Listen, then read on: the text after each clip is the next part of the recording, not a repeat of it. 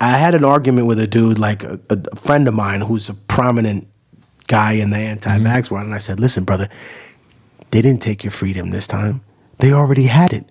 When you butchered 1 million Iraqis, a country that had nothing to do with 9/11. Yeah. They already got your freedom when they sent you to Afghanistan. They already got your freedom, right, when they had you bomb Libya and open a slave market there. They already got your freedom. What they wanted now with this was something totally different. They didn't need to put a microchip in the vaccine. You already got the microchip. That was in your walking phone. around with this. Right? It's in your pocket. That's what I was telling everybody. But what they did do is that exposed something even crazier, that Adam Smith and Karl Marx, even though they're diametrically opposed sides of communism and capitalism, were both right.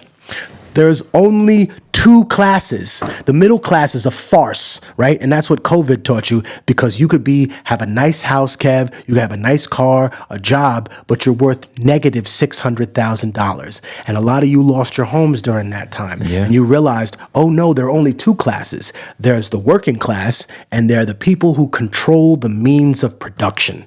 And if you're not one of these two people, then you think you're one in the middle. You're not really one in the middle. You're here. See, these people know who the fuck they are. They don't pay taxes. Right. Their corporation doesn't pay taxes. If people want to look up any example of that, there's a famous woman from New York called Leona Helmsley, who owned the Helmsley building.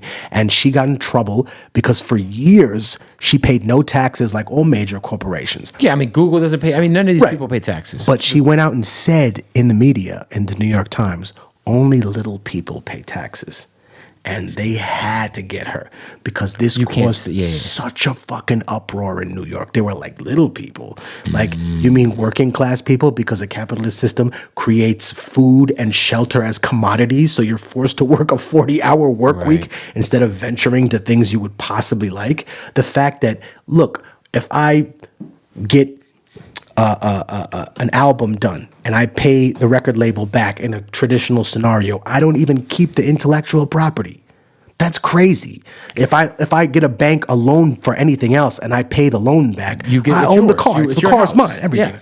The problem is this. Now people bring up, is the house really yours? Because if you don't pay those property taxes that equal the equivalent to the house paid over 50 years, they take the house. Yeah. Do you ever stop paying for it? Also, like, how many people actually finish the 30-year mortgage before they move on to the next thing? It's like a rotation of fuckery for sure, man.